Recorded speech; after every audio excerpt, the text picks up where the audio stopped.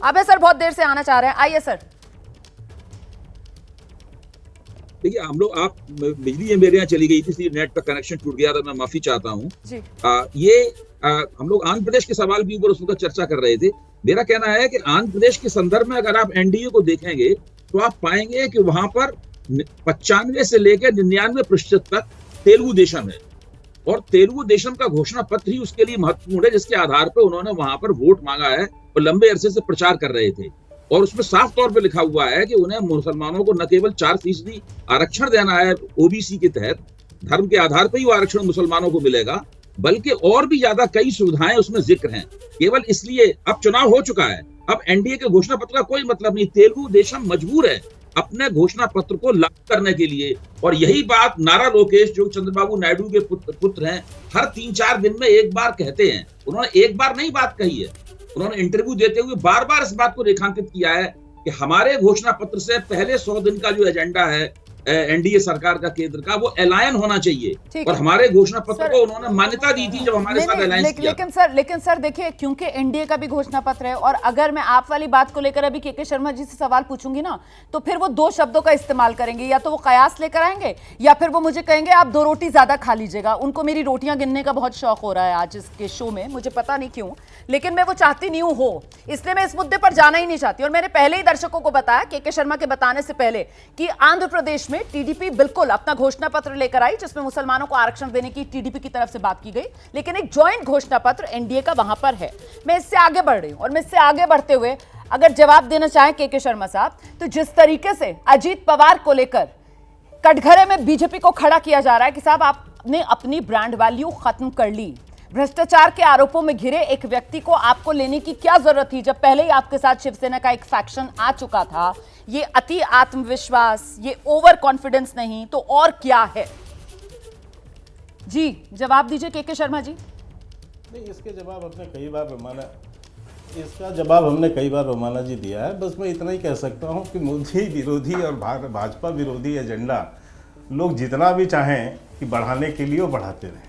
देश की जनता जनार्दन है, और उसी ने हमें ये मैंडेट दिया है, फिर से एक बार मोदी जी को सरकार चलाने का मैंडेट दिया है। लोग हमारे विरुद्ध एजेंडा सेट करके और चलाकर खुश हो सकते हैं तो खुश हो, मुबारक हो उनको एजेंडा।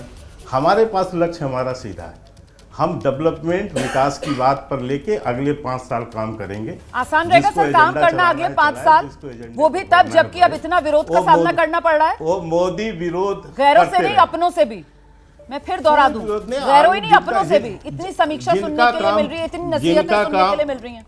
आप हमारे ऐसा है, आप हमारे अंदर का विषय छोड़ दें, वो तो हम निपट कर लेंगे, लेकिन विरोधियों को काम इसी का दिया है और कुछ लोगों को एजेंडा चलाने का दिया है। तो मोदी विरोध भाजपा विरोध का एजेंडा चलाएं, उन्हें मुबारक। हमारा काम स्पष्ट है और हमें अपना घर संभालना आता है।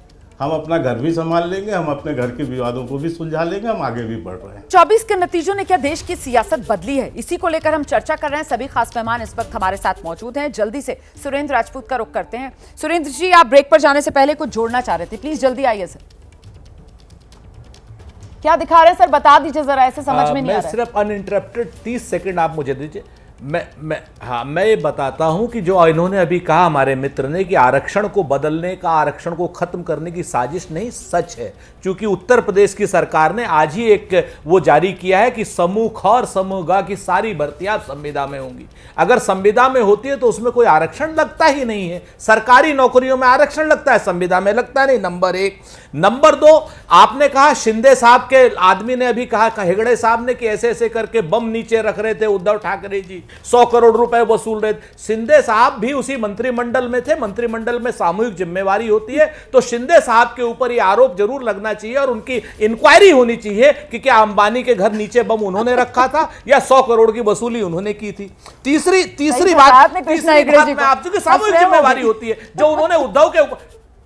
सही है, जी, सही है। और नहीं बिल्कुल, और देशद्रोह का मुकदमा होना चाहिए, एनआईए लगनी चाहिए। और एक अभी जो इन्होंने कहा आदरणीय के शर्मा जी ने, तो एक शेर इन्होंने हम कह देते हैं कि अपनों से कहा तुमने, गैरों से कहा तुमने, गैरों से सुना तुमने, अपनों से कहा होता, अपनों से सुना होता।